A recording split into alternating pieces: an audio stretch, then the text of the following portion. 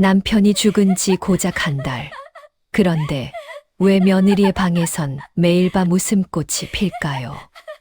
엄격하기로 소문난 박진사댁. 아들을 먼저 떠나보낸 슬픔이 가시기도 전에 며느리의 방에서 들려오는 의문의 웃음소리에 집안은 흉흉한 소문에 휩싸입니다. 가문의 명예를 위해 며느리를 쫓아내려던 시아버지는 마지막으로 그 현장을 잡기 위해 문창살에 침을 묻혀 조심스럽게 구멍을 냈습니다. 그리고 그 작은 구멍으로 안을 들여다보았습니다. 그 순간 박진사는 그 자리에 털썩 주저앉아 버렸습니다. 그리고 통곡했습니다. 도대체 그 방 안에서 무슨 일이 벌어지고 있었던 것일까요? 분노가 통곡으로 변한 그날 밤의 진실. 겉으로 보이는 모습이 전부가 아니라는 인생의 깊은 지혜를 야담을 통해 전해드립니다. 시작하기 전 좋아요, 구독 눌러주시면 영상을 제작하는데 큰 힘이 됩니다. 깊은 밤, 달빛조차 숨죽인 삼경이 넘은 시각. 마을 전체가 고요함에 잠긴 그때 만석군 박진사댁 뒷채에서 섬뜩한 소리가 흘러나왔습니다. 곡소리도 흐느낌도 아닌 그것은 여인의 웃음소리였습니다. 호호호 깔깔깔. 밤의 정적을 가르는 그 웃음은 마치 귀신의 울음처럼 으스스했고 듣는 이의 등골을 서늘하게 만들었습니다. 더욱 기이한 것은 그 웃음의 주인공이었습니다. 바로 한 달 전 28의 젊은 나이에 남편을 잃은 박진사의 며느리, 이씨 부인이었으니까요. 상복도 벗지 않은 과부의 방에서 터져 나오는 웃음꽃. 이보다 더 기괴하고 부도덕한 일이 또 있을까요? 마을 사람들은 수군거리기 시작했습니다. 우물가에서 빨래터에서 장터에서 박진사댁 며느리에 대한 온갖 소문이 꽃처럼 피어났습니다. 어떤 이는 며느리가 슬픔을 이기지 못해 미쳤다고 했고, 또 어떤 이는 밤마다 몰래 사내를 방으로 들인다는 흉측한 소문을 퍼뜨렸습니다. 심지어 며느리가 남편을 독살하고 그 재산을 노린다는 황당한 이야기까지 나돌았습니다. 유교적 질서가 엄격했던 그 시절, 과부의 웃음소리만큼 큰 죄악은 없었습니다. 더군다나 남편의 사무제도 지내지 않은 상황에서 벌어진 일이었으니 박진사 댁의 명예는 순식간에 땅에 떨어졌습니다.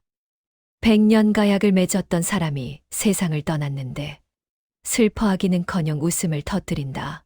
사람들은 이보다 더한 불륜과 부도덕을 상상할 수 없었습니다. 박진사 댁은 그 고을에서 가장 큰 기와집 중 하나였습니다. 300년 전 선조 때부터 대대로 내려온 양반 가문으로 사랑채와 안채, 행랑채와 뒷채가 모두 갖춰진 근사한 저택이었습니다. 대문을 들어서면 넓은 마당이 펼쳐지고 그 마당 한쪽에는 100년도 넘은 느티나무가 서 있었습니다. 여름이면 그 나무 그늘 아래서 마을 어른들이 모여 장기를 두곤 했습니다. 하지만 지금 그 집은 슬픔에 잠겨 있었습니다. 아니, 슬픔보다 더한 것, 수치심과 분노가 집안을 가득 채우고 있었습니다. 박진사의 외아들이자 3대 독자였던 박도령이 갑작스러운 병으로 세상을 떠난 지 이제 겨우 한 달. 그런데 그의 아내인 며느리 방에서 밤마다 웃음소리가 들려온다니 이것이 말이나 되는 일입니까? 박진사 댁은 단순히 부유한 집안이 아니었습니다. 그들은 대대로 학문을 숭상하고 청렴결백함으로 이름난 가문이었습니다. 박진사의 증조부는 병조판서를 지낸 분이었고 조부는 홍문관 대제학을 역임했습니다. 부친 또한 이조참판까지 오른 인물이었으니 박진사 집안은 그야말로 명문 중의 명문이었습니다. 박진사 자신은 과거에 급제하지는 못했지만 대신 학문에 전념하여 여러 권의 책을 저술했고 마을에 서당을 세워 가난한 집 아이들에게 무료로 글을 가르쳤습니다. 그의 덕망은 고을 전체에 널리 알려져 있었고 사또조차 그를 존중했습니다.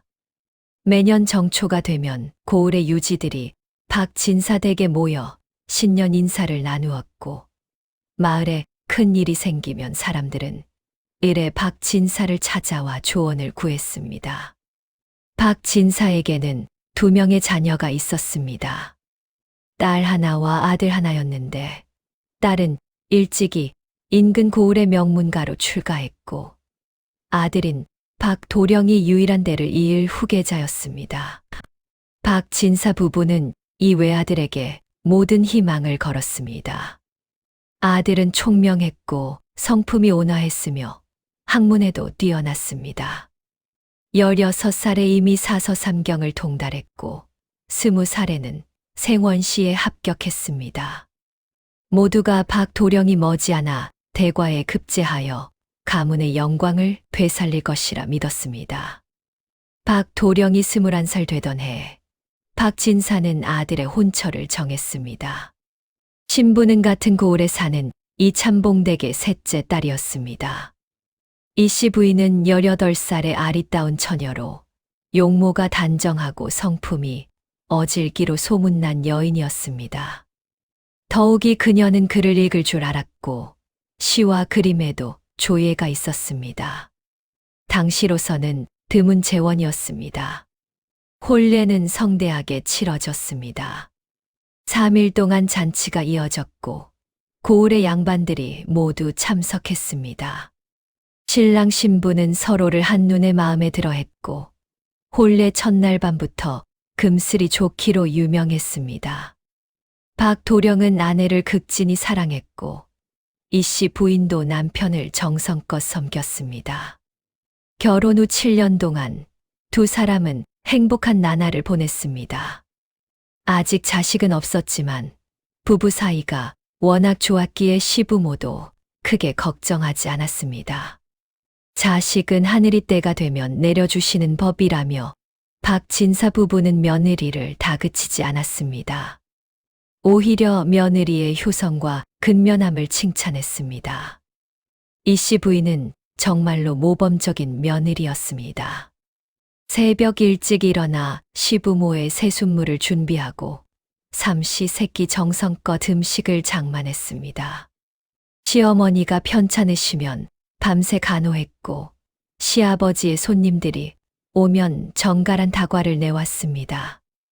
또한 집안 살림을 알뜰하게 꾸려나갔고 하인들을 다스리는 대도 공평하고 자상했습니다.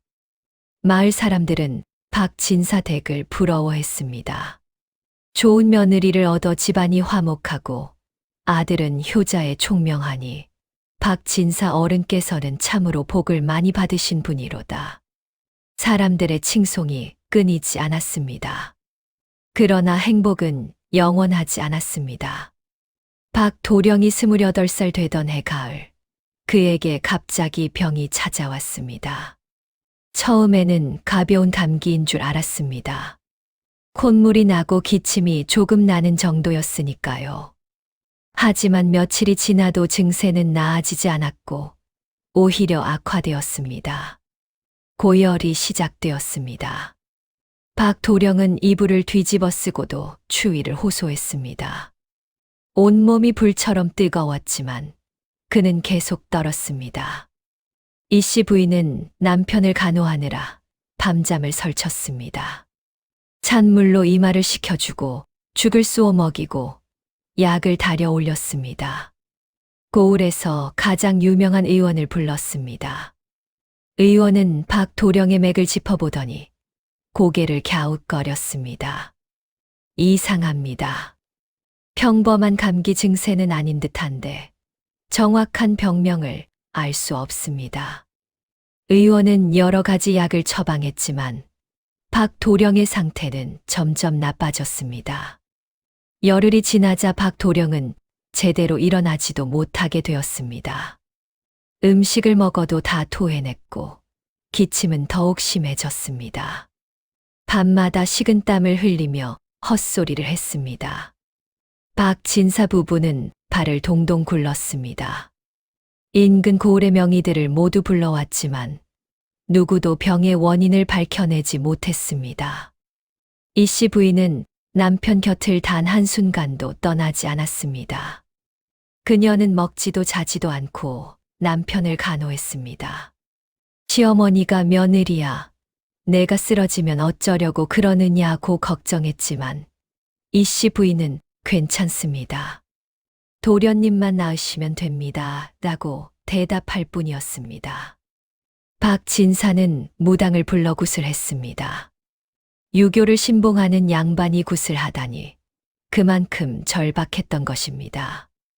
무당은 북을 두드리며 춤을 추었고 귀한 분께 나쁜 기운이 붙었다고 말했습니다. 하지만 구슬해도 박도령의 병은 낫지 않았습니다. 보름이 지났습니다. 박도령은 이제 의식조차 희미했습니다. 눈은 반쯤 감긴 채였고 숨소리는 가늘어졌습니다. 이 씨 부인은 남편의 손을 꼭 잡고 울었습니다. 도련님, 제발 정신 차리세요. 저를 두고 가시면 안 됩니다. 도련님.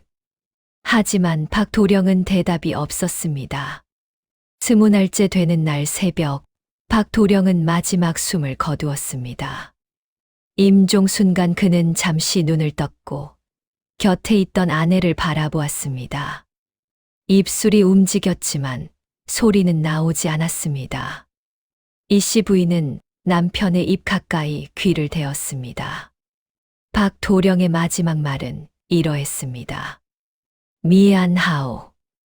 당신을 혼자. 그리고 그는 눈을 감았습니다. 이 씨 부인의 비명이 집안을 가득 채웠습니다. 도련님, 도련님. 그녀는 남편의 시신을 끌어안고 울부짖었습니다. 박진사 부부도 달려왔습니다. 아들의 차가워진 손을 만지며 박진사는 아들아, 내 아들아를 되풀이했고 시어머니는 그 자리에서 기절하고 말았습니다.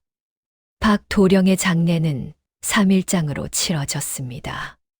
고을의 모든 양반들이 조문을 왔고 심지어 이웃 고을에서도 사람들이 찾아왔습니다. 영특하고 재능 있던 젊은이의 죽음을 애도하는 사람들로 박진사댁은 북새통을 이루었습니다. 이 씨 부인은 장례 내내 눈물도 제대로 흘리지 못했습니다. 상주로서 조문객들을 맞아야 했고 제사 음식을 준비해야 했으며 기절한 시어머니를 간호해야 했습니다. 그녀는 창백한 얼굴로 묵묵히 할 일을 했습니다. 사람들은 박진사댁 며느리는 정말 의젓하다며 감탄했습니다. 장례를 치르는 동안 이 씨 부인은 로봇처럼 움직였습니다. 감정을 드러내지 않았고 슬픔을 겉으로 표현하지 않았습니다. 시부모가 울 때 오히려 그녀가 위로했습니다. 아버님, 진정하세요. 도련님께서 천국에서 편히 쉬고 계실 것입니다. 사람들은 그녀의 강인함에 놀랐습니다. 28의 젊은 나이에 남편을 잃었는데도 이토록 침착할 수 있다니 정말 대단한 여인이라고들 했습니다. 하지만 아무도 몰랐습니다. 그녀의 내면이 얼마나 무너져 내리고 있는지. 밤이 되어 혼자 방에 있을 때면 이 씨 부인은 남편의 옷을 끌어안고 소리 없이 울었습니다. 베개를 입에 물고 신음을 삼켰습니다. 하지만 큰 소리로 울 수는 없었습니다. 시부모가 들으실까 봐 두려웠습니다. 장례를 치른 후 이 씨 부인은 뒤채의 작은 방으로 거처를 옮겼습니다. 원래 부부가 함께 쓰던 방은 안채에 있었지만 이제 혼자가 된 그녀는 뒤채로 물러났습니다. 그것이 과부의 도리라고 생각했습니다. 또한 시부모와 너무 가까운 곳에 있으면 자신의 슬픔이 들킬까봐 걱정되었습니다. 뒤채의 방은 작고 어두웠습니다. 작은 창문 하나가 있을 뿐이었고 가구라고는 낡은 장롱과 이불 하나가 전부였습니다. 하지만 이 씨 부인에게는 이곳이 적당했습니다. 여기서라면 아무도 자신의 눈물을 보지 못할 테니까요. 장례를 치른 지 일주일쯤 지났을 때였습니다. 박진사 댁에서 일하는 하녀 중 한 명이 마을 우물가에서 이상한 이야기를 꺼냈습니다. 밤의 뒤채에서 이상한 소리가 들려요. 다른 아낙네들이 귀를 쫑긋 세웠습니다. 무슨 소리인데? 웃음소리요. 며느리 마님 방에서 웃음소리가 들린다니까요. 웃음소리. 과부가 된 지 얼마나 됐다고 벌써 웃음을? 그게 그렇다니까요. 처음에는 제가 잘못 들은 줄 알았어요. 근데 매일 밤 3경쯤 되면 꼭 웃음소리가 들려요.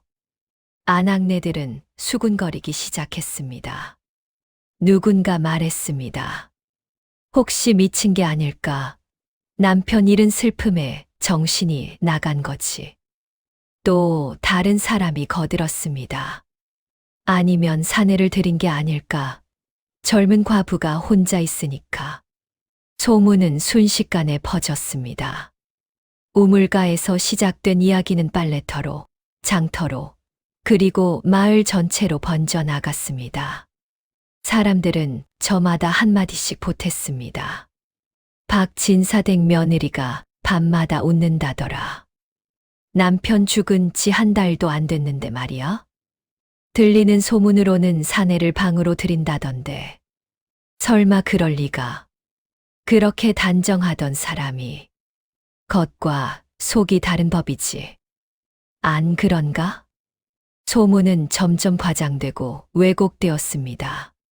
처음에는 단순히 웃음소리가 들린다는 정도였는데 며칠 지나니 며느리가 매일 밤 다른 남자와 밀회를 즐긴다는 식으로 바뀌었습니다.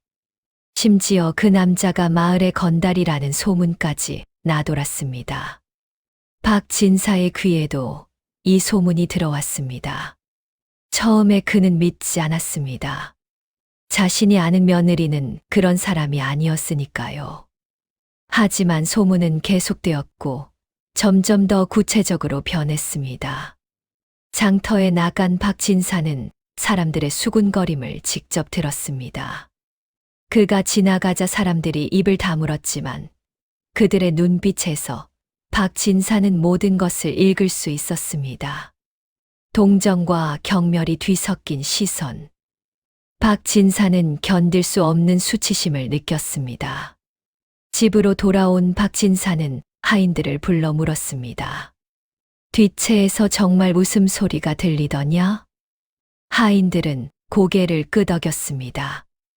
예, 날이. 밤마다 3경쯤 되면 웃음소리가 들립니다.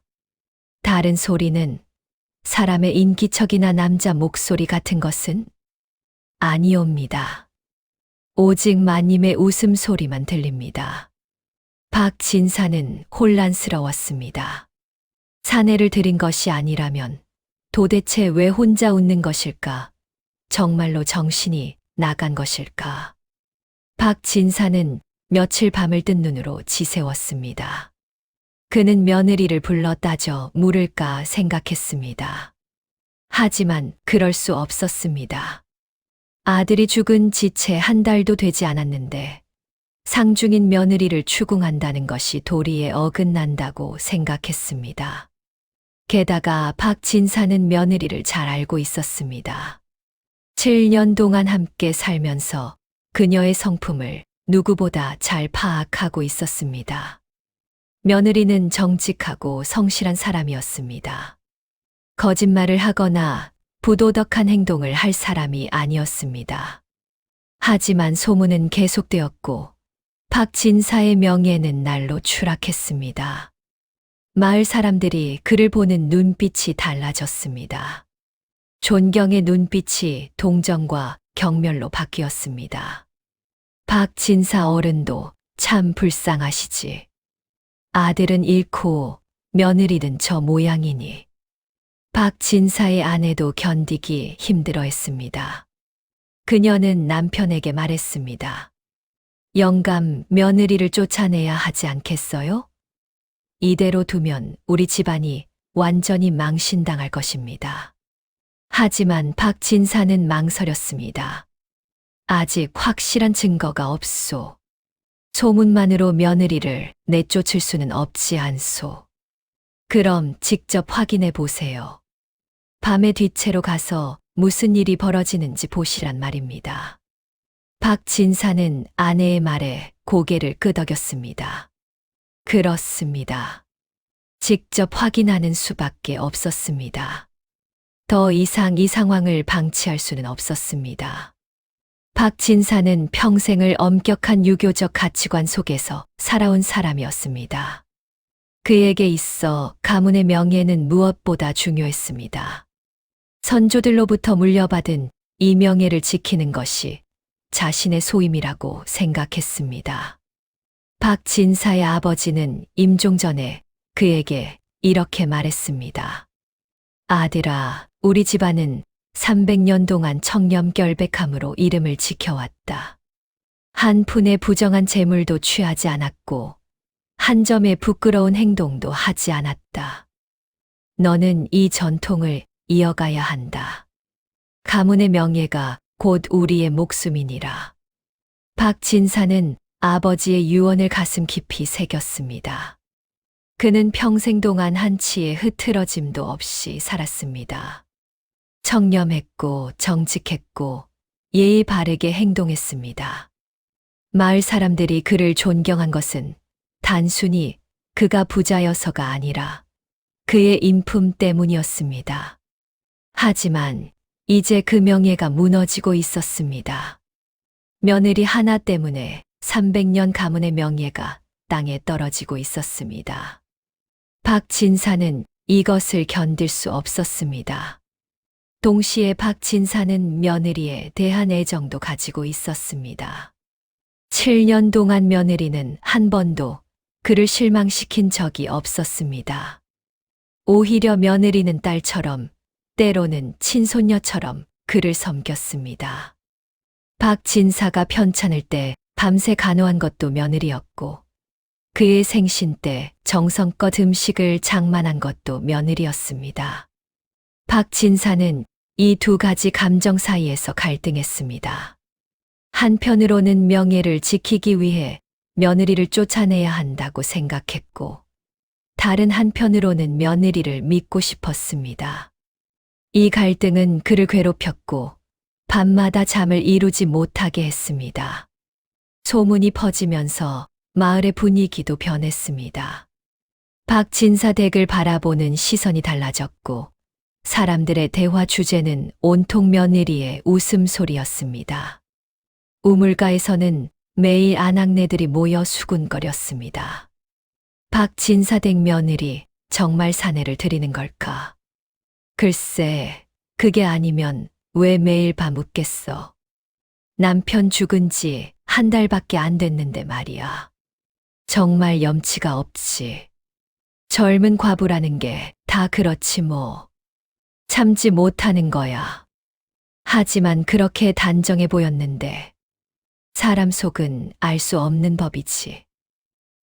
빨래터에서도 마찬가지였습니다. 그 웃음소리가 얼마나 섬뜩한지 몰라. 우리 집 하녀가 들었다는데 귀신 울음 같더래.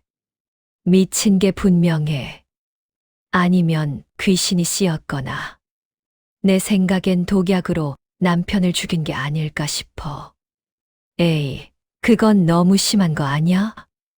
하지만 그렇게 건강하던 사람이 갑자기 죽었잖아. 이상하지 않아? 장터에서는 남자들도 이 이야기를 했습니다. 박 진사 어른이 참 불쌍하시지. 평생을 바르게 사셨는데 말년에 이런 일을 당하시다니. 며느리를 잘못 들인 거야. 사람은 겉모습만으로는 알 수 없는 법이니까. 그래도 쫓아내지는 못하겠지. 아들의 상처가 끝나지도 않았는데. 하지만 이대로 두면 집안 망신만 더 커질 텐데. 이런 소문들은 점점 과장되고 왜곡되었습니다. 어떤 사람은 며느리가 남편이 살아있을 때부터 바람을 피웠다고 했고, 또 어떤 사람은 며느리가 남편의 재산을 노리고 일부러 독살했다고 주장했습니다. 근거 없는 소문들이었지만 사람들은 그것을 사실처럼 믿었습니다. 박진사 댁에서 일하는 하인들도 불편해했습니다. 밖에 나가면 사람들이 수군거리는 소리를 들어야 했고, 때로는 직접적으로 질문을 받기도 했습니다. 정말 며느리 마님이 매일 밤 웃어 사내를 드리는 게 사실이야? 너희 주인 댁이 완전히 망신당하고 있는데 어떻게 생각해? 하인들은 대답하기 곤란했습니다.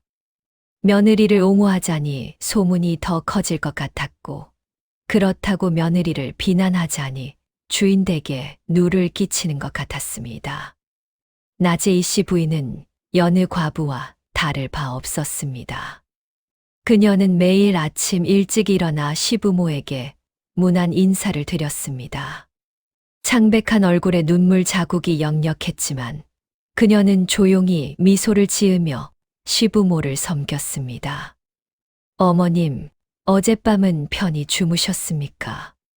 아버님, 아침 진지 드시겠습니까? 그녀의 목소리는 낮고 차분했습니다. 슬픔을 애써 감추려는 듯 했지만 눈가의 붉음과 야윈 얼굴은 숨길 수 없었습니다. 이씨 부인은 하루 종일 바쁘게 움직였습니다. 바느질을 하거나 집안 살림을 돌보거나 시어머니를 도왔습니다. 하지만 그녀의 움직임은 기계적이었습니다. 마치 혼이 빠진 사람처럼 몸만 움직이는 것 같았습니다. 식사 시간이 되면 이씨 부인은 밥상을 받았지만 거의 먹지 않았습니다. 몇 숟가락 뜨다가 수저를 놓곤 했습니다. 시어머니가 며느리야, 그래 가지고는 몸이 상한다고 걱정했지만 그녀는 괜찮습니다. 입맛이 없을 뿐입니다. 라고 대답했습니다. 오후가 되면 이씨 부인은 남편의 제단 앞에 앉았습니다. 그곳에는 남편의 위패가 모셔져 있었고 향이 피워져 있었습니다. 그녀는 무릎을 꿇고 앉아 남편의 위패를 바라보았습니다. 눈물이 흘러내렸지만 소리는 내지 않았습니다. 그저 조용히 끝없이 눈물만 흘렸습니다. 저녁이 되면 이씨 부인은 뒤채에 자신의 방으로 돌아갔습니다. 시부모에게 저녁 인사를 드리고 촛불 하나를 들고 어두운 뒤채로 향했습니다. 그녀의 뒷모습은 쓸쓸했고 외로워 보였습니다. 방에 들어간 이씨 부인은 문을 닫았습니다. 그리고 장롱에서 남편의 옷가지를 꺼냈습니다. 남편이 평소 즐겨 입던 도포, 바지 저고리, 그리고 갓. 그녀는 이 옷들을 이불 위에 가지런히 펼쳐 놓았습니다. 마치 남편이 그곳에 누워 있는 것처럼. 이씨 부인은 남편의 옷 옆에 앉아 조용히 말을 걸었습니다. 도련님, 오늘도 하루가 지났습니다. 도련님 없는 하루가 이렇게 길고 힘들 줄 몰랐습니다. 어머님께서 많이 편찮으십니다. 도련님을 잃은 슬픔에 식사도 제대로 못 하시고, 제가 열심히 모시고 있으니 도련님은 걱정 마십시오. 아버님께서도 많이 상심하셨습니다. 겉으로는 담담한 척 하시지만 제가 알아요. 밤마다 사랑채에서 한숨 소리가 들립니다. 그녀는 남편의 옷을 쓰다듬으며 계속 말했습니다. 마치 남편이 정말로 거기 있는 것처럼 그녀는 하루 동안 있었던 일들을 이야기했습니다. 하지만 밤이 깊어지면 이씨 부인의 마음도 어두워졌습니다. 그리움과 슬픔이 파도처럼 밀려왔습니다. 가슴이 찢어지는 것 같았고 숨을 쉴 수 없을 것만 같았습니다. 울고 싶었습니다. 크게 소리내어 울고 싶었습니다. 하지만 울 수 없었습니다. 시부모가 들으실까 봐 두려웠습니다. 자신이 우는 소리를 들으시면 시부모께서 얼마나 더 슬퍼하실까. 그래서 이 씨 부인은 울음을 참았습니다. 처음에는 베개를 입에 물고 참았습니다. 하지만 그것만으로는 부족했습니다. 슬픔은 계속 커져만 갔고 참기가 점점 더 힘들어졌습니다. 그래서 그녀는 다른 방법을 생각해냈습니다. 이 씨 부인은 바느질 도구 중에서 송곳을 꺼냈습니다. 처음에는 그저 살짝 찌를 생각이었습니다. 육체적 고통으로 정신적 고통을 잊을 수 있을 것 같았습니다. 그녀는 송곳 끝을 허벅지에 갖다 댔습니다. 그리고 천천히 눌렀습니다. 날카로운 통증이 퍼졌습니다. 아팠습니다. 하지만 동시에 그 고통이 슬픔을 잊게 해주었습니다. 잠시나마 남편을 잃은 아픔을 생각하지 않을 수 있었습니다. 이 씨 부인은 깨달았습니다. 이것이 방법이라는 것을. 하지만 문제가 있었습니다. 송곳을 찌를 때 비명을 참기가 어려웠습니다. 입에서 자연스럽게 소리가 나오려고 했습니다. 그래서 이 씨 부인은 또 다른 방법을 생각해냈습니다. 비명 대신 웃음을 내는 것이었습니다. 처음에는 이상했습니다. 고통스러운데 웃는다는 것이. 하지만 연습하니 가능했습니다. 송곳을 찌르는 순간 입으로는 웃음을 터뜨렸습니다. 호호호, 고통은 극심했지만 입에서는 웃음이 나왔습니다. 이것이 이 씨 부인의 밤이었습니다. 남편의 옷을 펼쳐놓고 송곳으로 자신을 찌르며 웃음을 지어내는 것. 이렇게 해야만 울지 않을 수 있었습니다. 이렇게 해야만 시부모께 슬픔을 끼치지 않을 수 있었습니다. 이 씨 부인이 왜 이토록 자신을 학대하면서까지 슬픔을 숨기려 했을까요? 그것은 그녀의 성장 배경과 관련이 있었습니다. 이 씨 부인은 엄격한 유교 집안에서 자랐습니다. 그녀의 아버지는 이참봉으로 예법을 무엇보다 중시하는 사람이었습니다. 어릴 때부터 이 씨 부인은 여자는 참아야 한다. 여자는 감정을 드러내면 안 된다는 말을 들으며 자랐습니다. 특히 그녀의 어머니는 평생을 참으며 살았던 사람이었습니다. 어머니는 딸에게 말했습니다. 여자의 일생은 참음의 연속이란다. 시집 가기 전에는 부모를 위해 참고, 시집 가서는 시부모와 남편을 위해 참고, 늙어서는 자식을 위해 참는 게 여자의 운명이야. 이 씨 부인은 어머니의 말을 마음에 새겼습니다. 그리고 실제로 그렇게 살았습니다. 시집 와서 7년 동안 그녀는 한 번도 불평하지 않았고 자신의 감정을 드러내지 않았습니다.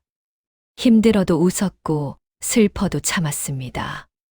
남편이 죽었을 때 이 씨 부인의 세계는 무너졌습니다. 그녀에게 남편은 단순히 배우자 이상의 존재였습니다. 남편은 그녀의 친구였고 동반자였고 삶의 이유였습니다. 결혼한 지 7년 동안 두 사람은 단 하루도 떨어져 지낸 적이 없었습니다. 매일 밤 함께 이야기를 나누었고 미래를 꿈꾸었습니다. 남편은 그녀를 사랑했습니다. 당시로서는 드물게 남편은 아내를 동등한 인격체로 대했습니다. 그녀의 의견을 물었고 그녀의 생각을 존중했습니다. 시를 지으면 아내에게 먼저 보여주었고 책을 읽으면 아내와 함께 토론했습니다. 이 씨 부인도 남편을 깊이 사랑했습니다. 그녀는 남편을 위해 무엇이든 할 수 있었습니다. 남편이 밤늦게까지 공부할 때 옆에서 함께 깨어 있었고 남편이 편찮을 때 밤새 간호했습니다. 그런 남편을 잃었습니다. 갑자기 아무런 준비도 없이. 이 씨 부인의 슬픔은 말로 표현할 수 없을 정도였습니다. 하지만 그녀는 울 수 없었습니다. 시부모가 자신보다 더 슬퍼하시는 것을 보았기 때문입니다. 아들을 잃은 부모의 슬픔. 이 씨 부인은 그것이 자신의 슬픔보다 더 크다고 생각했습니다. 자신은 남편을 잃었지만 시부모께서는 자식을 잃으셨습니다. 자식을 잃은 슬픔이 남편을 잃은 슬픔보다 더 크다고 그녀는 믿었습니다. 그래서 이 씨 부인은 결심했습니다. 자신의 슬픔을 숨기겠다고. 시부모 앞에서는 절대 울지 않겠다고. 시부모께 더 이상의 근심을 끼치지 않겠다고. 하지만 슬픔은 숨긴다고 사라지지 않았습니다. 오히려 더 깊어졌습니다. 낮 동안 참았던 슬픔은 밤이 되면 폭발할 것처럼 커졌습니다. 울고 싶었습니다. 크게 소리내어 울고 싶었습니다. 하지만 울 수 없었습니다. 그래서 이 씨 부인은 송곳을 들었습니다. 육체적 고통으로 정신적 고통을 대신하려 했습니다. 자신의 살을 찌르는 고통이 남편을 잃은 고통보다는 덜했으니까요. 아니, 적어도 그렇게 믿으려 했습니다. 매일 밤 이 씨 부인은 송곳을 들었습니다. 한 번, 두 번, 세 번. 찌를 때마다 고통이 밀려왔지만 동시에 슬픔이 조금씩 희석되는 것 같았습니다. 그리고 비명 대신 웃음을 터뜨렸습니다. 그 웃음은 가짜였지만 적어도 울지는 않을 수 있었습니다. 한 달이 지났습니다. 소문은 더욱 심해졌고 박진사의 명예는 바닥까지 떨어졌습니다. 이제 더 이상 참을 수 없었습니다. 박진사는 마침내 결심했습니다. 오늘 밤 직접 며느리의 방을 찾아가 진실을 확인하겠다고.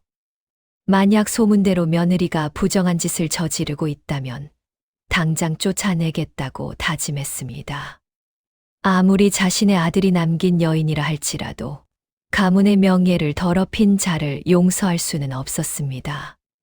그리고 만약 며느리가 정말로 미쳤다면 치료를 받게 하거나 친정으로 돌려보내야겠다고 생각했습니다. 박진사는 며느리에 대한 애정이 있었지만 그보다 가문의 명예가 더 중요했습니다. 300년 동안 지켜온 명예를 자신에 대해서 무너뜨릴 수는 없었습니다. 아버지의 유언을 저버릴 수 없었습니다. 그날 저녁 박진사는 평소보다 일찍 잠자리에 드는 척했습니다. 하지만 실제로는 잠들지 않았습니다. 그는 사랑채에 혼자 앉아 시간이 흐르기를 기다렸습니다. 촛불 하나가 그의 얼굴을 비추었고 그 얼굴에는 결연한 표정이 서려 있었습니다. 박진사의 마음속에는 여러 가지 감정이 교차했습니다. 분노도 있었고 슬픔도 있었고 두려움도 있었습니다. 혹시 정말로 며느리가 부정한 짓을 저지르고 있다면, 그 광경을 직접 목격한다면 그것을 견딜 수 있을까? 동시에 박진사는 며느리를 믿고 싶은 마음도 있었습니다. 7년 동안 함께 살았던 며느리가, 그토록 단정하고 효성스러웠던 며느리가 갑자기 변할 리 없다고 생각했습니다. 분명 다른 이유가 있을 것이라고, 오해일 것이라고 믿고 싶었습니다. 하지만 그렇다면 왜 매일 밤 웃음소리가 들리는 것일까? 도대체 무슨 일이 벌어지고 있는 것일까? 박진사는 혼란스러웠습니다. 삼경이 되었습니다. 밤은 깊었고 집안은 고요했습니다. 박진사는 자리에서 일어났습니다. 그는 검은색 두루마기를 입고 발소리가 나지 않도록 천천히 신발을 신었습니다. 마당으로 나섰을 때 차가운 밤바람이 얼굴을 스쳤습니다. 박진사는 잠시 멈춰서서 하늘을 올려다보았습니다. 구름 사이로 초승달이 희미하게 빛나고 있었습니다. 별들도 반짝였습니다. 평화로운 밤하늘이었지만 박진사의 마음은 평화롭지 않았습니다. 박진사는 마당을 가로질러 뒷채로 향했습니다. 어둠 속에서도 그는 자신의 집 구석구석을 훤히 알고 있었기에 길을 잃을 염려는 없었습니다. 하지만 그의 발걸음은 무거웠습니다. 마치 천근만근 무게를 짊어진 것처럼 한 걸음 한 걸음이 힘들었습니다. 뒷채에 가까워지자 박진사의 귀에 익숙한 소리가 들려왔습니다. 바로 그 웃음소리였습니다. 호호호 깔깔깔. 어둠 속에서 들리는 그 웃음은 낮에 들었을 때보다 훨씬 더 섬뜩했습니다. 마치 이승과 저승의 경계에서 울려 퍼지는 귀신의 소리 같았습니다. 박진사는 가슴이 철렁했습니다. 소문이 사실인가? 정말로 며느리가 밤마다 남자를 방으로 들이고 있는 것인가? 아니면 정말로 미친 것인가? 박진사는 주먹을 불끈 쥐었습니다. 분노가 치밀어 올랐습니다. 하지만 그는 서두르지 않았습니다. 성급하게 문을 박차고 들어갔다가 실수를 하거나 혹시 모를 다른 상황에 대처하지 못할까 걱정되었습니다. 그는 며느리의 방문 앞에 조용히 다가섰습니다. 나무 문틈 사이로 희미한 촛불이 새어 나오고 있었습니다. 웃음소리는 계속되었습니다. 하지만 그것과 함께 다른 소리는 들리지 않았습니다. 남자의 목소리도 발소리도 어떤 인기척도 느껴지지 않았습니다. 오직 여인의 웃음소리만이 밤 공기를 가득 채우고 있었습니다. 박진사는 이상함을 느꼈습니다. 만약 정말로 남자와 미래를 즐기고 있다면 두 사람의 소리가 들려야 하는 것 아닌가. 하지만 들리는 것은 오직 며느리의 웃음뿐이었습니다. 박진사는 문틈으로 안을 들여다보려 했습니다. 하지만 문은 꽁꽁 닫혀 있었고 빈틈이 거의 없었습니다. 그는 잠시 망설이다가 옛날 방식을 떠올렸습니다. 바로 침을 묻혀 문창살의 작은 구멍을 내는 방법이었습니다. 박진사는 손가락에 침을 묻혀 조심스럽게 창호지를 적셨습니다. 창호지가 물에 젖어 부드러워지자 그는 천천히 구멍을 냈습니다. 손이 떨렸습니다. 곧 진실을 알게 될 것이라는 긴장감 때문이었습니다. 구멍으로 방 안이 들여다 보이기 시작했습니다. 촛불이 희미하게 켜져 있었고 그 빛에 비친 방 안의 모습이 조금씩 보였습니다. 박진사는 숨을 죽이고 구멍에 눈을 가져다 댔습니다. 박진사가 본 광경은 그의 상상을 초월했습니다. 방 안에는 며느리 혼자뿐이었습니다. 산에는 그림자도 보이지 않았습니다. 하지만 박진사가 본 광경은 그 어떤 불륜의 현장보다도 충격적이었습니다. 며느리 이씨 부인은 이불 위에 남편의 옷가지를 가지런히 펼쳐놓고 있었습니다. 죽은 아들이 평소 즐겨 입던 도포, 바지 저고리, 그리고 갖가지. 옷은 마치 남편이 그곳에 누워있는 것처럼 배치되어 있었습니다. 머리 부분에는 가시, 상체 부분에는 도포가, 하체 부분에는 바지가 놓여 있었습니다. 며느리는 그 옷까지 옆에 앉아 있었습니다. 그녀의 한 손에는 송곳이 들려 있었습니다. 날카롭고 뾰족한 송곳이었습니다. 그리고 박진사가 보는 앞에서 며느리는 그 송곳을 자신의 허벅지에 깊이 찔렀습니다. 송곳 끝이 살을 파고들었습니다. 피리가 배어 나왔습니다. 며느리의 얼굴이 고통으로 일그러졌습니다. 그 순간 며느리의 입에서는 비명 대신 웃음이 터져 나왔습니다. 호호호, 그녀는 이를 악물고 웃었습니다. 눈물이 뺨을 타고 흘러내렸지만 입가에는 억지로 지은 웃음이 걸려 있었습니다. 며느리는 송곳을 빼내고 잠시 숨을 고른 뒤 다시 송곳을 허벅지의 다른 부분에 찔렀습니다. 또다시 웃음이 터져 나왔습니다. 깔깔깔. 그녀의 허벅지는 이미 수십 개의 상처로 뒤덮여 있었습니다. 박 진사는 자세히 보았습니다. 며느리의 허벅지에는 다양한 상태의 상처들이 있었습니다. 오래되어 딱지가 앉은 상처, 아물어가는 상처, 그리고 방금 생긴 새로운 상처들. 어떤 상처는 깊었고 어떤 상처는 얕았습니다. 피가 흘러 치마를 적시고 있었습니다. 며느리는 송곳을 찌를 때마다 웃었습니다. 하지만 그 웃음은 진짜 웃음이 아니었습니다. 고통을 참으려는 몸부림이었습니다. 울음을 감추려는 처절한 노력이었습니다. 박진사는 며느리가 남편의 옷가지에 말을 거는 것을 들었습니다. 박진사는 며느리가 남편의 옷가지에 말을 거는 것을 들었습니다. 도련님 아픕니다. 하지만 괜찮아요. 이렇게라도 해야 울지 않을 수 있으니까요. 며느리의 목소리는 떨렸습니다. 고통과 슬픔이 뒤섞인 목소리였습니다. 부모님께서 제 울음소리를 들으시면 얼마나 가슴 아파하실까요? 그래서 참아야 해요. 웃어야 해요. 며느리는 다시 송곳을 들었습니다. 그리고 또다시 자신의 살을 찔렀습니다. 호호호, 웃음이 터져 나왔습니다. 하지만 동시에 눈물도 흘러내렸습니다.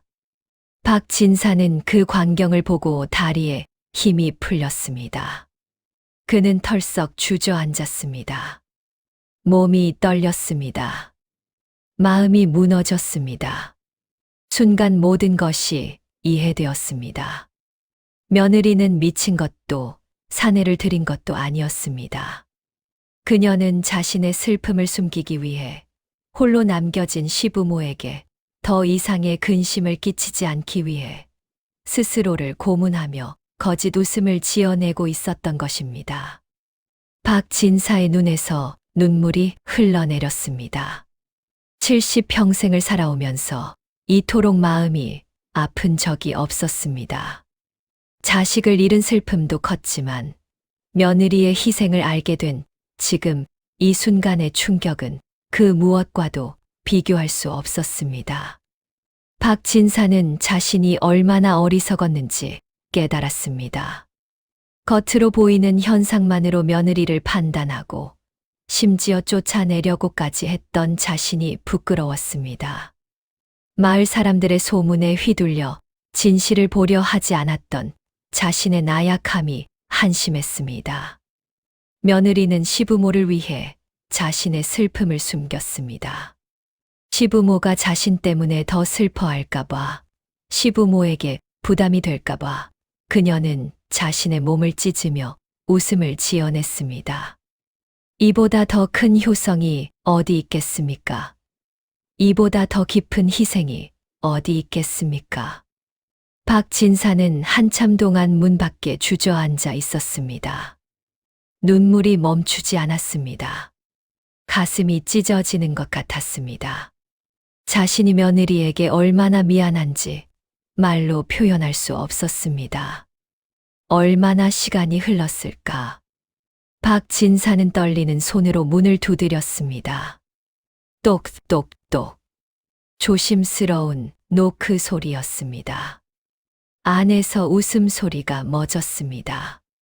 잠시 정적이 흘렀습니다.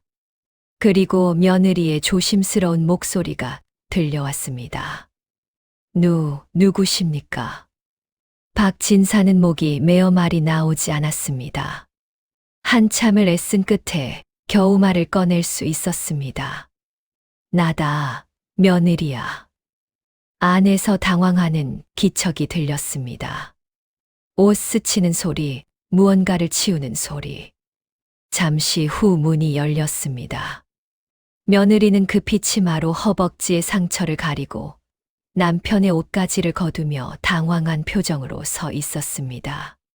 촛불 아래 그녀의 얼굴은 창백했고 눈가는 붉게 부어 있었습니다. 뺨에는 눈물 자국이 역력했습니다. 아버님이 밤중에 무슨 일이십니까? 며느리의 목소리는 떨렸습니다. 들켰다는 것을 알았지만 애써 태연한 척하려 했습니다.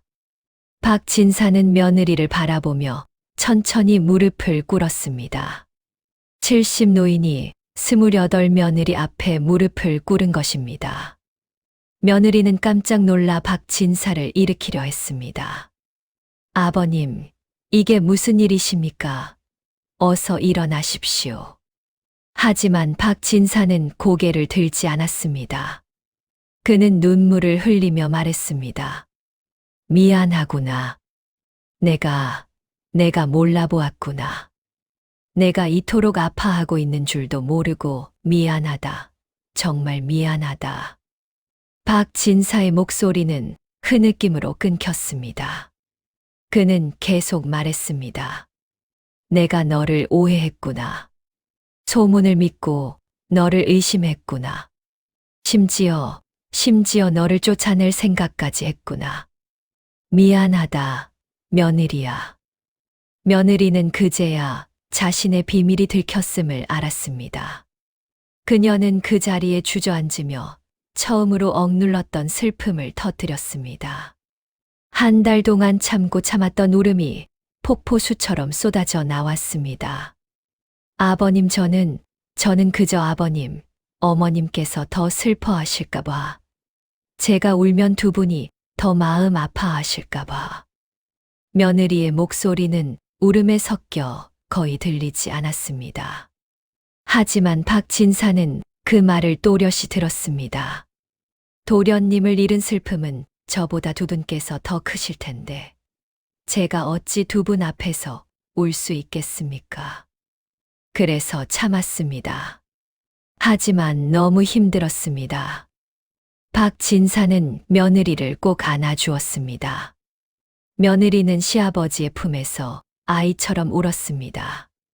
그동안 견뎌왔던 슬픔이, 억눌렀던 고통이 모두 눈물로 쏟아져 나왔습니다. 많이 울어라, 며느리야. 울어도 된단다. 울어야 한단다. 박진사의 목소리도 울음으로 떨렸습니다. 두 사람은 한밤중 뒤채의 작은 방에서 서로를 껴안고 함께 울었습니다. 그날 밤 이후 박진사 댁에는 큰 변화가 찾아왔습니다. 박진사는 며느리를 안채로 옮겨 시어머니와 함께 지내게 했습니다. 혼자 뒷채에서 외롭게 지내던 며느리는 이제 가족들의 품 안에서 슬픔을 나눌 수 있게 되었습니다. 박진사는 아내에게 모든 것을 이야기했습니다. 시어머니는 며느리를 끌어안고 함께 울었습니다. 우리가 너무 모르고 있었구나. 내가 이토록 우리를 생각하며 아파하고 있었다니. 시어머니는 며느리의 손을 꼭 잡았습니다. 이제 울어도 된단다. 슬플 때 우는 것은 당연한 일이야. 우리가 함께 슬퍼하고 함께 그리워하자. 박진사는 마을 사람들에게 며느리의 진실을 알렸습니다. 그는 마을 어른들을 모두 불러 모았습니다. 그리고 며느리가 겪었던 일을 설명했습니다. 여러분, 제 며느리는 미치지도 않았고 부정한 짓을 저지르지도 않았습니다. 그녀는 오히려 우리를 위해 자신을 희생했습니다. 혼자 고통을 감당하며 우리에게 슬픔을 끼치지 않으려 했습니다. 박진사의 목소리는 떨렸습니다. 우리는 겉으로 보이는 것만으로 그녀를 판단했습니다. 근거 없는 소문으로 그녀를 괴롭혔습니다. 우리 모두가 잘못했습니다. 마을 사람들은 부끄러워했습니다. 그들은 자신들이 얼마나 어리석었는지 깨달았습니다. 진실을 알려고 노력하지 않고 소문만으로 한 여인을 비난했던 자신들의 행동을 반성했습니다. 마을 사람들은 며느리에게 사과했습니다. 특히 아낙네들은 며느리를 찾아와 함께 울어주었습니다. 우리가 잘못했습니다. 아무것도 모르면서 함부로 말했습니다. 혼자 그 슬픔을 어떻게 견뎠습니까? 우리가 도와드렸어야 하는데. 며느리의 허벅지 상처는 고을의 명의에게 치료를 받았습니다. 의원은 상처를 보고 놀랐습니다. 이 상처들이 모두 스스로 낸 것이라니 얼마나 힘드셨으면. 의원은 정성껏 상처를 치료했습니다. 약을 바르고 붕대를 감았습니다. 오래된 상처들은 천천히 아물어갔고 새로운 상처가 생기는 일은 더 이상 없었습니다. 이제 며느리는 울고 싶을 때 마음껏 울 수 있었습니다. 시부모도 며느리의 눈물을 외면하지 않았습니다. 오히려 함께 울며 슬픔을 나누었습니다. 박진사는 며느리에게 말했습니다. 며느라, 슬플 때는 우는 것이 당연하단다. 내가 우는 것을 보고 우리가 슬퍼하는 것은 당연한 일이야. 그것은 내 잘못이 아니란다. 박진사는 며느리의 손을 잡았습니다. 오히려 내가 혼자 슬픔을 감당하려 했던 것이 우리를 더 아프게 했구나. 이제는 함께 울자. 함께 슬퍼하고 함께 그리워하자. 그것이 가족이란다. 며느리는 시아버지의 말에 고개를 끄덕였습니다. 그녀는 이제 더 이상 슬픔을 숨기지 않았습니다. 남편의 제삿날이 되면 제단 앞에서 소리내어 울었고 남편이 좋아하던 음식을 만들 때면 눈물을 흘렸습니다. 그리고 그 눈물을 시부모도 함께 흘렸습니다. 시간이 흐르면서 며느리의 얼굴에는 조금씩 생기가 돌아왔습니다. 여전히 슬픔은 있었지만 이제는 그 슬픔을 혼자 짊어지지 않아도 되었습니다. 가족들이 함께 나누어지고 있었으니까요. 며느리는 다시 식사를 하기 시작했습니다. 처음에는 몇 숟가락에 불과했지만 점점 양이 늘어났습니다. 시어머니는 며느리가 좋아하는 음식을 만들어 주었고 며느리는 감사하게 먹었습니다. 며느리는 다시 미소를 지을 수 있게 되었습니다. 물론 예전처럼 밝은 미소는 아니었습니다. 슬픔이 섞인 미소였습니다. 하지만 그것은 진짜 미소였습니다. 송곳을 찌르며 지었던 가짜 웃음이 아니라 마음에서 우러나오는 진짜 미소였습니다. 박진사는 그날 밤 본 광경을 평생 잊을 수 없었습니다. 며느리가 송곳으로 자신의 살을 찌르며 웃던 모습, 눈물을 흘리며 남편의 옷가지에 말을 걸던 모습, 그 모습들은 박진사의 가슴에 깊은 상처로 남았습니다. 박진사는 자신의 삶을 되돌아보았습니다. 평생 동안 그는 무엇을 중요하게 여기며 살아왔는가? 가문의 명예, 체면, 남들의 시선. 그런 것들이 그에게는 무엇보다 중요했습니다. 하지만 며느리의 희생을 보고 나서 박진사는 깨달았습니다. 진짜 명예는 겉으로 드러나는 화려함이 아니라 가족을 사랑하고 돌보는 마음에서 나온다는 것을. 진짜 체면은 남들의 시선을 의식하는 것이 아니라 옳은 일을 행하는 데 있다는 것을. 박진사는 자신이 얼마나 표면적인 것에만 집착했는지 반성했습니다. 소문을 듣고 며느리를 의심했던 것, 진실을 알아보려 하지 않고 겉모습만으로 판단했던 것, 그 모든 것이 부끄러웠습니다. 박진사는 이후 변했습니다. 그는 더 이상 남들의 시선을 의식하지 않았습니다. 대신 가족과 이웃을 더 깊이 사랑하고 돌보았습니다. 특히 약한 처지에 있는 사람들에게 더욱 관심을 기울였습니다. 박진사는 마을의 과부들을 각별히 돌보았습니다. 그들이 혹시 며느리처럼 혼자 슬픔을 감당하고 있지는 않은지 살폈습니다. 어려운 일이 있으면 도와주었고 필요한 것이 있으면 제공했습니다. 박진사는 또한 사람들에게 말했습니다. 겉으로 보이는 것만으로 타인을 판단하지 마십시오. 사람의 마음속 깊은 곳에는 우리가 알지 못하는 사연이 있습니다. 소문을 믿기 전에 진실을 확인하십시오. 그리고 무엇보다 약한 사람들을 돌보십시오.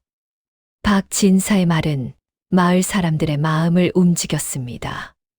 그들도 며느리의 이야기에서 큰 교훈을 얻었습니다. 이후 마을에서는 근거 없는 소문이 크게 줄어들었고 사람들은 서로를 더 이해하고 배려하게 되었습니다. 남편이 세상을 떠난 지 3년이 흘렀습니다. 이 씨 부인은 여전히 박 진사 댁에서 시부모를 모시며 살고 있었습니다. 그녀는 이제 슬픔을 조금씩 극복해 가고 있었습니다. 물론 남편을 잃은 아픔은 여전했지만 그 아픔과 함께 사는 법을 배워가고 있었습니다. 이 씨 부인은 다시 웃을 수 있게 되었습니다. 예전처럼 자주는 아니지만 가끔씩 진짜 웃음을 지을 수 있었습니다. 시어머니가 재미있는 이야기를 할 때, 마당에서 놀고 있는 조카들을 볼 때 그녀는 미소를 지었습니다. 박 진사 부부는 며느리에게 재가를 권유했습니다. 며느라, 너는 아직 젊단다. 새로운 삶을 살아야 해. 그것이 우리 아들도 바라는 일일 게다. 처음에 며느리는 거절했습니다. 아닙니다. 저는 평생 수절하며 두 분을 모시겠습니다. 하지만 박 진사는 며느리를 설득했습니다. 죽은 이를 위한 진짜 사랑은 평생 슬픔에 갇혀 사는 것이 아니란다. 행복하게 사는 것이지. 우리 아들도 내가 행복하기를 바랄 게다. 박 진사의 아내도 거들었습니다. 우리는 이미 나이가 많아서 오래 살지 못할 게다. 우리가 죽고 나면 넌 혼자 남게 돼. 그건 너무 외로운 일이야. 새로운 가정을 꾸리고 자식을 낳아 기르며 사는 것이 더 좋지 않겠니? 며느리는 눈물을 흘리며 고민했습니다. 며칠 밤을 잠 못 이루며 생각했습니다. 그리고 마침내 결심했습니다. 시부모의 말씀을 따르겠다고. 며느리는 제가 하기 전 남편의 제단 앞에 무릎을 꿇었습니다. 도련님, 용서해 주세요. 저는 이제 새로운 삶을 살아가려 합니다. 하지만 도련님을 잊지 않겠습니다. 평생 마음속에 간직하겠습니다. 며느리는 인근 마을의 호라비 선비에게 시집을 갔습니다. 그 선비는 아내를 일찍 여의고 혼자 어린 딸을 키우고 있었습니다. 이 씨 부인은 새 남편과 의붓딸을 정성껏 돌보았고 얼마 후 아들 하나를 낳았습니다. 하지만 그녀는 약속대로 박 진사 댁을 잊지 않았습니다. 명절이 되면 반드시 박 진사 댁을 찾아와 첫 남편의 제사를 지냈습니다. 시부모의 생신에도 빠지지 않고 찾아가 문안을 드렸습니다. 박 진사 부부는 며느리가 새로운 가정에서 행복해하는 모습을 보며 흐뭇해했습니다. 그들은 며느리의 새 남편도 친아들처럼 대했고 며느리가 낳은 아이를 친손주처럼 사랑했습니다. 박 진사 댁 며느리의 이야기는 마을 전체에 큰 영향을 미쳤습니다. 사람들은 이 이야기를 통해 많은 것을 배웠습니다. 첫째, 겉으로 보이는 것만으로 타인을 판단하면 안 된다는 것을 배웠습니다. 사람의 행동에는 반드시 이유가 있고 그 이유를 이해하려면 표면을 넘어 깊이 들여다봐야 한다는 것을 깨달았습니다. 둘째, 소문의 위험성을 배웠습니다. 근거 없는 소문이 한 사람의 인생을 얼마나 망칠 수 있는지, 함부로 퍼뜨린 말 한마디가 얼마나 큰 상처를 줄 수 있는지 깨달았습니다. 셋째, 약한 사람들을 돌봐야 한다는 것을 배웠습니다. 특히 과부나 호랍이, 고아나 노인처럼 어려운 처지에 있는 사람들에게 더욱 관심을 기울여야 한다는 것을 알았습니다. 마을 사람들은 이후 서로에게 더 친절해졌습니다. 우물가에서 수군거리던 아낙네들도 변했습니다. 그들은 이제 소문을 퍼뜨리는 대신 어려운 이웃을 돕는 일에 더 관심을 기울였습니다. 저 집 며느리가 요즘 안색이 안 좋더라. 혹시 무슨 일이 있는 건 아닐까? 그럼 우리가 한번 찾아가서 물어보지 그래. 좋은 생각이야. 혹시 도움이 필요하면 도와줘야지. 마을 전체의 분위기가 따뜻해졌습니다. 사람들은 서로를 의심하고 비난하는 대신 이해하고 돕기 시작했습니다. 세월은 빠르게 흘렀습니다. 박진사는 80을 일기로 세상을 떠났습니다. 그의 임종 자리에는 가족들뿐 아니라 이 씨 부인도 함께했습니다. 그녀는 새 남편과 함께 박진사 댁을 찾아와 시아버지의 마지막을 지켰습니다. 박진사는 며느리의 손을 꼭 잡으며 마지막 말을 남겼습니다. 며느리, 너를 만난 것이 내 인생의 가장 큰 복이었단다. 박진사의 목소리는 약했지만 또렷했습니다. 내가 나에게 가르쳐 준 것들. 겸손함, 진실을 보는 눈, 타인의 아픔을 헤아리는 마음. 그것들이 내 인생의 마지막을 아름답게 만들어 주었구나. 박진사는 며느리를 바라보며 미소를 지었습니다. 고맙다. 정말 고맙다. 내 덕분에 나는 더 나은 사람이 될 수 있었단다. 며느리는 눈물을 흘리며 시아버지의 손을 꼭 잡았습니다. 아닙니다, 아버님. 제가 더 감사합니다. 아버님께서 저를 이해해 주시고 사랑해 주셨습니다. 아버님의 은혜를 평생 잊지 않겠습니다. 박진사는 편안한 얼굴로 눈을 감았습니다. 그의 얼굴에는 평화로운 미소가 걸려 있었습니다. 박진사의 장례는 성대하게 치러졌습니다. 마을 사람들뿐 아니라 인근 고을에서도 많은 사람들이 찾아왔습니다. 그들은 박진사를 회고하며 이렇게 말했습니다. 박진사님은 평생 배우는 자세로 사셨습니다.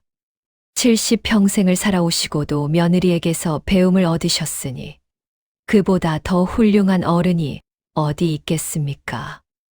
박진사님은 진정한 군자셨습니다. 잘못을 인정하고 바로잡을 줄 아는 용기를 가지셨으니까요. 박진사의 부음을 듣고 많은 사람들이 조문을 왔습니다. 그들 중에는 박진사가 도왔던 과부들과 고아들도 있었습니다. 그들은 박진사의 관 앞에서 울며 말했습니다. 나리께서 저희를 돌봐주지 않으셨다면 저희는 살아남지 못했을 것입니다.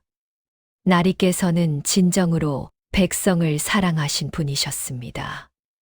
박진사 댁 며느리의 이야기는 대대로 전해졌습니다. 이 이야기는 단순히 효부의 이야기가 아니었습니다. 그것은 인간의 판단이 얼마나 피상적일 수 있는지, 타인의 고통을 이해한다는 것이 얼마나 어려운 일인지를 보여주는 이야기였습니다. 할머니들은 손주들에게 이 이야기를 들려주었습니다. 옛날에 밤마다 웃음소리가 들리는 며느리가 있었단다. 사람들은 그 며느리가 미쳤거나 나쁜 짓을 한다고 생각했지. 하지만 진실은 달랐단다.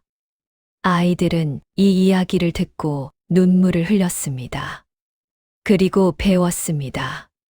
겉으로 보이는 것이 전부가 아니라는 것을, 사람을 함부로 판단하면 안 된다는 것을. 선비들은 이 이야기를 글로 남겼습니다. 야담집에 실렸고 교훈서에 수록되었습니다. 많은 사람들이 이 이야기를 읽고 깊은 감동을 받았습니다. 진정한 효는 겉으로 드러나는 것이 아니라 마음에서 우러나오는 것이다. 진정한 명예는 타인의 평가가 아니라 자신의 양심에서 나온다. 진정한 지혜는 겉모습을 넘어 진실을 보는 것이다. 이런 교훈들이 이 이야기와 함께 전해졌습니다. 이 이야기는 비록 옛날 이야기이지만 현대를 살아가는 우리에게도 큰 의미를 줍니다. 오늘날 우리는 SNS를 통해 타인의 삶을 엿봅니다. 화려한 사진, 행복한 글들을 보며 그 사람의 삶을 판단합니다. 하지만 그것이 그 사람의 전부일까요? 누군가는 웃는 얼굴 뒤에 눈물을 감추고 있을지도 모릅니다. 누군가는 화려한 겉모습 뒤에 깊은 상처를 숨기고 있을지도 모릅니다. 우리가 보는 것은 빙산의 일각일 뿐입니다.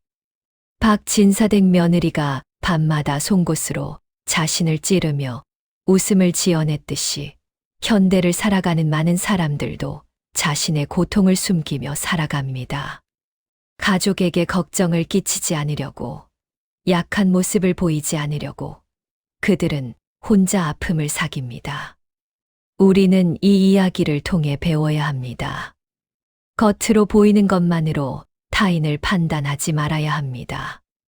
소문에 휘둘리지 말아야 합니다. 그리고 무엇보다 주변 사람들의 아픔을 헤아리려는 노력을 해야 합니다. 누군가 이상하게 행동한다면 그를 비난하기 전에 한 번 더 생각해 봐야 합니다. 혹시 그 사람이 무언가 힘든 일을 겪고 있는 것은 아닌지, 도움이 필요한 것은 아닌지 살펴봐야 합니다. 박진사댁 며느리의 이야기는 우리에게 묻습니다. 당신이 오늘 본 누군가의 웃음은 진짜 웃음인가요? 아니면 눈물을 감추기 위한 가면인가요? 직장에서 항상 밝게 웃는 동료. 그는 정말로 행복할까요? 아니면 승진 경쟁의 압박감을 숨기고 있는 것일까요? 가족 앞에서 언제나 씩씩한 척하는 친구. 그는 정말로 강한 사람일까요? 아니면 자신의 약함을 드러낼 곳이 없어 혼자 버티고 있는 것일까요? SNS에 행복한 사진만 올리는 지인. 그의 삶은 정말로 완벽할까요? 아니면 보이지 않는 곳에서 눈물을 흘리고 있는 것일까요? 우리는 모두 각자의 송곳을 가지고 있습니다. 어떤 이는 술로, 어떤 이는 일로, 어떤 이는 쇼핑으로, 어떤 이는 게임으로 자신의 아픔을 달랩니다. 겉으로는 멀쩡해 보이지만 그 내면에는 깊은 상처가 있습니다. 박진사가 문창살에 구멍을 내어 진실을 보았듯이 우리도 타인의 겉모습을 넘어 그 내면을 보려는 노력을 해야 합니다. 물론 모든 사람의 속마음을 다 알 수는 없습니다. 하지만 적어도 함부로 판단하지 않고 따뜻한 관심을 가질 수는 있습니다. 혹시 주변에 힘들어 보이는 사람이 있다면 그냥 지나치지 마세요. 괜찮아. 라는 짧은 한마디가 그 사람에게는 큰 위로가 될 수 있습니다. 힘들면 언제든 말해라는 따뜻한 말 한마디가 누군가를 송곳에서 구해낼 수 있습니다. 박진사댁 며느리는 결국 시아버지의 이해와 사랑으로 치유되었습니다. 우리도 서로를 이해하고 사랑한다면, 함께 아픔을 나눈다면, 누구도 혼자 송곳을 들 필요가 없을 것입니다. 이 이야기를 마치며 우리 모두 한 번쯤 생각해 봅시다. 오늘 내가 만난 사람들의 웃음은 진짜였을까요? 혹시 그들도 밤이 되면 송곳을 들고 있지는 않을까요? 그리고 나 자신은 어떤가요? 나는 내 아픔을 솔직하게 드러내고 있나요? 아니면 송곳으로 찌르며 웃음을 지어내고 있나요? 박진사댁 며느리의 웃음소리는 이제 그쳤습니다. 하지만 그 웃음이 주는 교훈은 여전히 우리 곁에 남아 있습니다. 겉으로 보이는 것이 전부가 아니라는 것. 타인의 아픔을 헤아려야 한다는 것. 그리고 함께 슬픔을 나눌 때 진정한 치유가 시작된다는 것. 밤마다 며느리 방에서 들렸던 그 웃음소리. 그것은 단순한 웃음이 아니었습니다. 그것은 슬픔의 절규였고 사랑의 증거였으며 희생의 소리였습니다. 그리고 그 웃음을 이해한 박진사의 눈물은 진정한 깨달음의 눈물이었습니다. 이 이야기가 여러분의 가슴에 오래도록 남기를 바랍니다. 그리고 누군가의 웃음을 볼 때마다 그 웃음 뒤에 숨은 진실을 생각해 보기를 바랍니다. 우리 모두가 서로의 아픔을 이해하고 함께 나누는 세상이 되기를 소망합니다. 그래서 더 이상 아무도 혼자 송곳을 들지 않아도 되는 그런 세상이 되기를 간절히 바랍니다.